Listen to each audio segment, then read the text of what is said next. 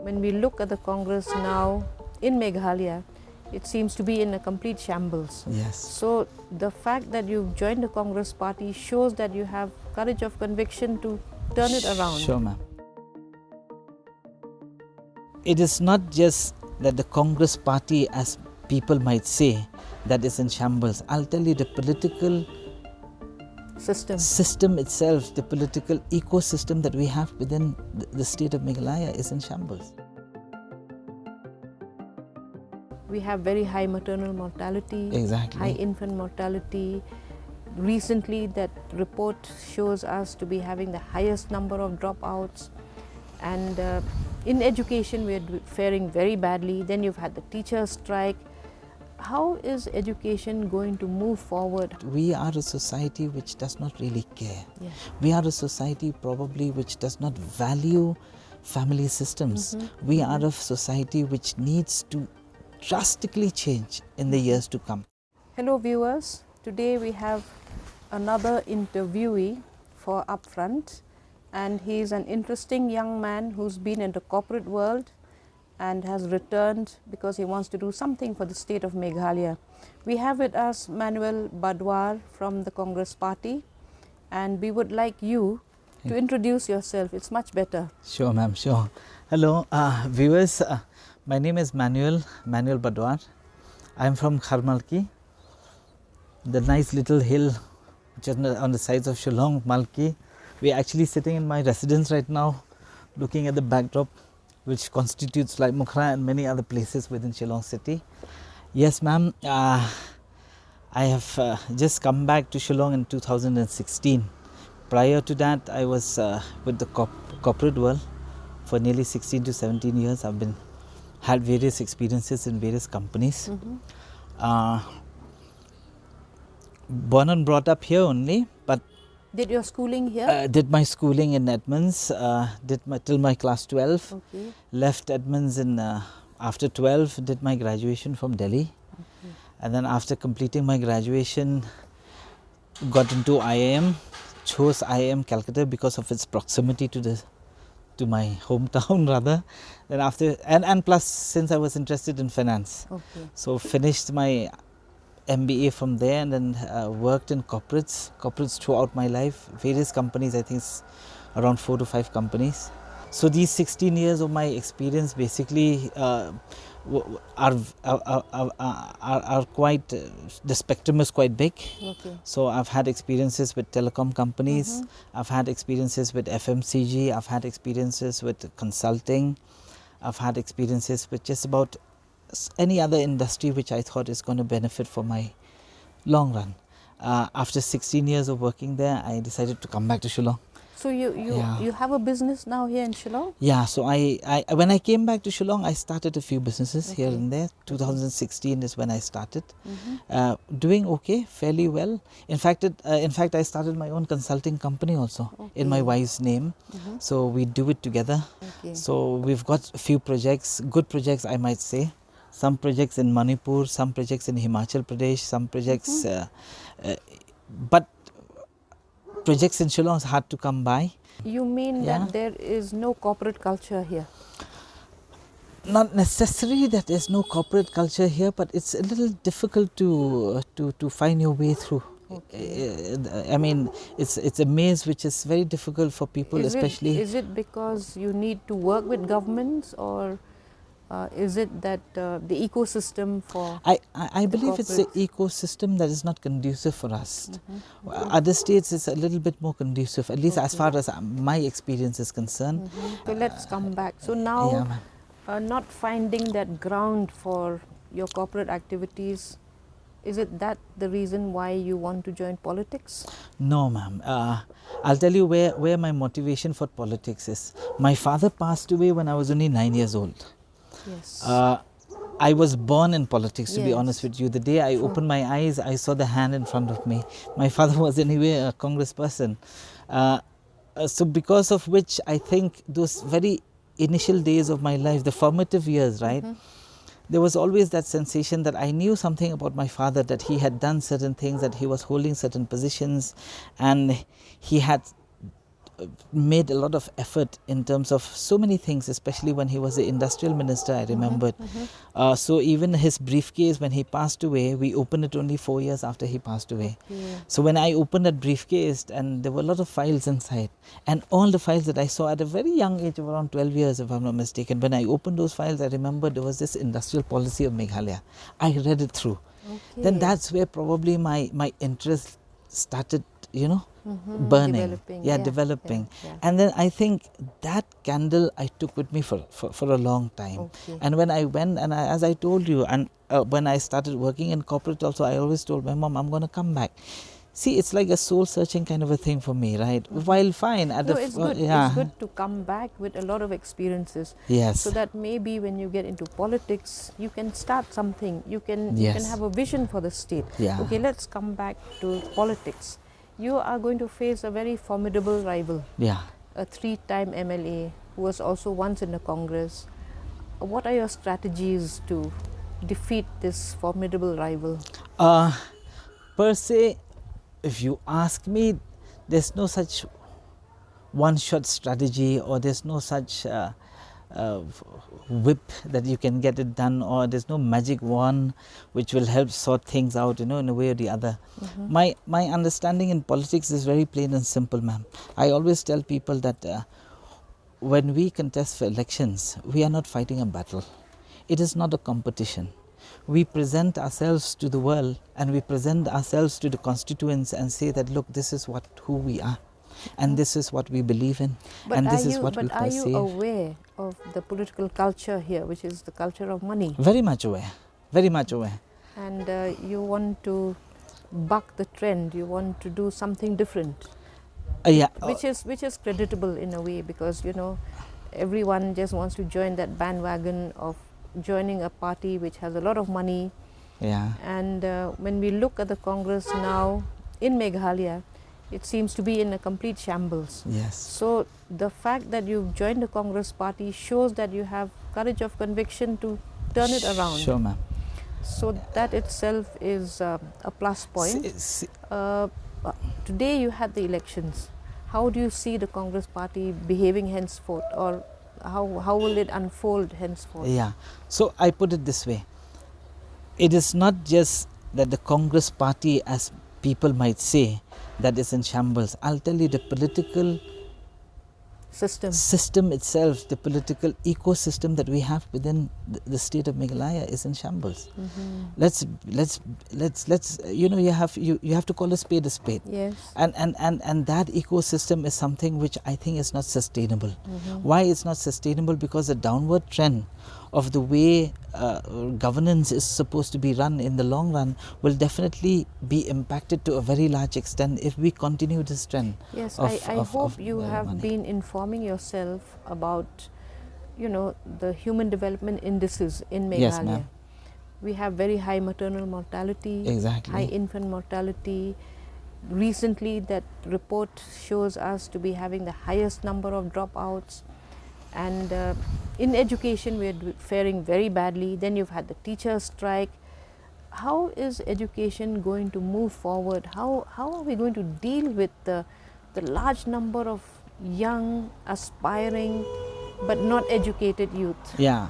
So I always tell people, any culture as such, if it has to stand, it has to stand on the tripods. And the 3 legs that normally always helps a culture or a society to develop is 3 things. One is good education system, one is good health system, and one is good economic system. When I say a good economic system, I don't mean that you have only GDP growth. Yes. A GDP growth has to be backed up by certain human development index as well. So now if these 3 things falls into place, then there's nobody that can stop a society from progressing. Now if you look at these 3 indices and these 3 tripods that I call, first and foremost, let's look at healthcare. Where are we in healthcare in Meghalaya? We are extremely weak. As you said, that the indexes are not showing anything about whether there's betterment there's development in our state or not. Just look at, I'll give you an example, and I'm sure you're aware of this. just the fact that we have so many families which have single mothers. Yes. 42% of our family. 41%. 41% of our 41% and 42% of the population live in those 41%. Exactly. Yeah. So just that index itself shows you that we are a society which does not really care. Yeah. We are a society probably which does not value family systems. We are a society which needs to drastically change in the years to come. Now, to change that, what do we need? We need a good education system. Good education system, ma'am, does not necessarily mean building good infrastructure. Yes. Does not necessarily mean having loads and loads of teachers. It means to be balancing out. How many schools do we have? 8,700 schools, odd, ballpark figure. Now, if you look at the ratio, we have only 4 or 5 students per school. Yes. Now, is it right? And we have lots of schools in cities like Shillong, then you have your Cleariat, your Jowa, your Tura, and your Williamnagar, and your Fulbury, and so on and so forth. All these private schools especially, they'll take more than 70 to 80 students. Now, believe it or not, I don't have the figures with me, but I can tell you for sure that there are at least 800 to 900 schools which don't even take intake of 1 student, Yes. 2 students a year. Yes. Now, is that going to be a burden to the state? Yes, it is. Yes. Will it burden the state to what level? That we should do the maths and we'll do the calculations. Now, as policy makers, believe me, ma'am, there's a difference between politicking and policy making. Yes. Now, we want to be playing the role of policy making. As policy makers, to me at least, I can tell you for sure that we want to change these things. So that at least when you look at things, no, it's very pragmatic. You have to be pragmatic, number one. You have to be logical. You can't just say that, one MLA or one politician had promised a school in some village or the other, and just because of that he won an election, so a school has to be built there. Yeah, so that basically is populism. Populism, yeah. And all these sitting MLAs and ministers just want to do this populism because they're looking at 2023. Yeah. But how far can you take populism, and who is going to stop that populism? You look now at the list of inaugurations that are happening. Yeah. We don't know if those projects will ever see the light of day. Yeah, will be completed or even start. Yeah. And I'm looking at the NEC figures today. Yeah. Donor. Yeah. Donor figures on projects that have been started but not completed in all the 7 states, across 7 states. From 2018, no projects have been completed and no new projects have been given. Yeah. So can you imagine? See, this region is, I think, infamous for not submitting utilization certificates, for not overseeing, no monitoring, no evaluation, no looking at outcomes. Yeah. You've come from the corporate world, so you know that every action must have an outcome, right? Yeah. But in governance, does that happen? You've been here a few years now, so you would have I don't see at all. I don't see it happening at all. As you said just now, the gestation period for each and every project that we have in this region itself is a big question mark. Yes. But then when you look at our state, for instance, ma'am, please understand that, as you said earlier, that every central scheme or every central fund that we get, we are supposed to submit a host of reports, a host of things that are supposed to be falling in place. Now, our state, just give you an example, our internal revenue is less than 3,000 crores. Yes. Now, compare our state to Sikkim. Sikkim's internal revenue is in excess of 4,000 crores, 4,600 crores if I'm not mistaken, 2019, ballpark and figure. mainly from tourism? Not necessarily, ma'am. A lot of people get that question, get that wrong. So the contribution of GST to our state, at least as per Conrad's budget last year, this year rather, he said that 1,900 crores will come from GST. In GST, we're having fantastic growth. We're going to touch 2,000 crores. Okay. Now, when you look at the other aspects, the other legs which actually form the internal revenue of our state, we are underperforming to a very large extent. Now, this underperformance will definitely have a burden on the state mechanism. So will not be able to give jobs. So if the government is not able to create good jobs, what will it do? it has to have the heads, right? Yeah. So it'll create jobs on a contractual basis. And when somebody is being offered a contractual kind of a job, believe it or not, no matter how qualified he is, for the kind of measly pay that he gets, Yes. he's not going to be motivated enough to work. Now, if somebody is in a department and who's not being able to at least give it his best and perform so well, you tell me how are these reports going to come up? Yes. It's like that spiral effect, right? We keep on going down as we move. So that is going to impact our state even now, I worse. want to ask you one thing as somebody who's worked outside and you're doing consultancy yourself. Yeah. What do you think of the large number of consultants in Meghalaya? Is it that we do not have the intellectual capital here in the state, that we need to import these consultants for different areas of growth? We have huge amount of intellect capital in the state, believe me. In excess of what we need, to be honest with you. Okay. And we have a lot of people who are willing to come and who are willing to come to work and to contribute to our state to a very value. large extent and add a huge amount of value to our state. But for some reason or the other, I feel the system fails to see them. And believe it or not, we should question this thing. When we involve a consulting company, it might be a big four also, for that matter. Yeah. It doesn't matter. It might be the big four also. It's just not about their names. And what these consultants do is they sort of mine the knowledge, the indigenous knowledge. Yes. Go to the villages, mine everything, put it in a in a very stylish way, and then they get paid for it. Yeah. Actually, that is Exorbitantly paid for it. selling our intellectual capital to a corporation, right? Exactly. And these people are going to use the same models that they have here. So it's like a plug and play system for them. It's not that they are reinventing the wheel anyway. But believe it or not, we can. And there should be an effort by the government to involve, not in the form of a consultant, but at least somebody from internally from the department itself. Maybe even do a parallel hiring. There's this concept of parallel hiring that is happening across the country now, whereby you don't need to be an IAS officer, you don't need to come from a Yes, cadre to work, but you need to bring them for corporates and all that. But at least involve them in some work. Who will not be happy to contribute, you tell me? Every citizen of the state will be more than willing to contribute if he's because capable. by bringing consultants, you're undermining those people who are already in the system. Exactly. You're undermining their intelligence, their capability. Yes. Anyway, let me come back Yes, to ma'am. the next very, what should I say, Pertinent. tricky question, Okay. which is about the railways. Yeah. You know, 25 or 30 years ago, Meghalaya wanted to bring the railways up to Birmingham. Yeah. But one pressure group has consistently prevented that from happening. Yeah. Is it good for any government to be held to ransom by one or two pressure groups? And do you think that railways per se are bad for us? Okay, there are two questions to your point. Okay, the first question, I don't believe that any pressure group should form the core decision as to what the government should be doing. That first aside. Number two, if we look at railways, as far as railways is concerned, I believe in logistics management first.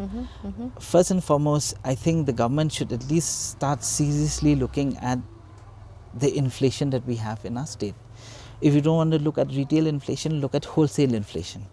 Now, when you look at wholesale inflation and how, using an index and see how it's grown over the period of 5 to 10 years, compared to the inflation that is happening in the country. Now, do juxtapose these two data and see if our inflation is actually worse off than what had happened in the country. Now, from there itself, you'll know whether railway is required or not. Yes. Just off the hat, I can tell you it is required. Why is it required? Because let's face it, okay, our incomes level are not going up. Yes. Our per capita income is definitely stagnating and not going up. However, the cost of goods and products that we are consuming has drastically gone up even in the past 2 to 3 years. Now, who's ending up suffering? We will only suffer. How much is it going to be a burden to our state will be measured in terms of hundreds and hundreds of crores. Yes. Now, that figure we have to find. And if we find that figure, and believe me, we go to the public and tell the public that this is exactly what is happening to us, then maybe to a very large extent, railways should and will be allowed. Because there's no human that will live on, in isolation forever, right? We also need to integrate. But as I said this, it also comes with a certain point an add-on to it, okay, that yes, we need this probably to a large extent so that economically we also become viable as a state, and we also have to build our own exports and so on and so forth. But then at the same time, we also have to protect the indigenous people. Now, protection of the indigenous people comes in various ways. A lot of people have been harping about ILP. Yes. Since it's a topic I think you might be asking, yes, I'm that just was the topic I preemptively was saying. coming to. Yeah. So let's look at it. Let's look at ILP as far as I understand. See, ILP is not a bad thing to me. Definitely not a bad thing. But if we approach ILP like the way we are like the way Mizoram or Arunachal is approaching, then I don't agree with it. Okay. Every time I have to go to Arunachal, what do? I have to go to Indo-Tibetan Police Force, Yes. fill up a form, do all that nonsense, and then go there. So yeah. what model are you proposing? What model of the ILP then? So there should be some sort of a quasi kind of a model, which I say is going to be economically feasible, and it's going to at least improve our economic activity. See, asking people to register themselves in entering a certain place is not a new thing. Okay. Yes. If I go to the Taj Mahal today, Yeah. I anyway have to register myself, buy a ticket. If I go to Mizoram, the moment I land, I have to. I go to Bangkok also. Yes. Yes, it's visa on arrival, but I still have to go through that. So it's not going to stop tourists from coming. Yes. As long as we have a good proposition or you have a good selling point for the tourists to come. But then you have to make it as convenient as possible for people to come here. Now that convenience you can only make it convenient by the use of technology. Yes. Now technologies today is in abundance. It's everywhere. You can use just about any sort of thing. The point behind this is not to stop people from coming here, but at least to have a good data of what we require. It is for us only. It is not just for us indigenous Khasis or whatever it is. It is for the entire population of Meghalaya. And I was speaking to some tour operators, and they are saying they think ILP is good because it will prevent mass tourism, which is actually killing the tourism in our state. Yes, exactly. Yeah. Okay, coming back to the elections 2023, how is the scenario building up for you in the Congress party? Yes, okay. So the thing is, we've started the campaign some 3-4 months back. Okay. My campaign is nothing to do with high decibels. It is more about visiting door to door. It is more about spending time, quality time with people. I don't rush, believe it or not. I really don't like rushing. When I go to people's house, you look a very cool sort of person. So I like to spend time with them, talk, understand, and then get their feedback, exactly how they feel about what politics is all about in today's world. And if I do see people who are not very interested in politics, I always like to poke them a little bit, especially the young kids, right? I used to tell them that if they're not sensitive enough to politics, then it is not going to be good for the system also. They need to at least be sensitive. Nobody wants them to be politicians, even if they don't want, but they need to participate in the political affairs of the state. I've been doing that. So if I give you a ballpark figure, we have around 8,000 households. Okay. In 8,000 to 9,000 households. I'm just flatly total number of voters? 28,000. Okay. It will be touching 29,000. The latest figure will come on the 3rd of November. But right now we're sitting at 27. Okay. So I've just divided it by 4.8. So it's coming to 8,000 plus households. We visited around 3,000 plus 4,000 now. We still have a long way to go. But what's the profile of the households? It's a mixed bag. I always tell people that no matter how poor we are or how economically backward we are, I think from a mindset point of view, this constituency is a little above the rest. Okay. It's very much above the rest. Okay. Yes. Educationally, how is it on the whole, the constituency? Educationally, I think they're much better educated than most of the places, because most of the households, no matter how backward they are, there's always that effort to ensure that the kids go to school. And when you ask as to which school they've been going to, practically most of the time, at least 80% of the time, is always from decent schools or very good schools. So I always say that I always have that firm belief that if they have come from such a background, a humble background, and they're so well educated.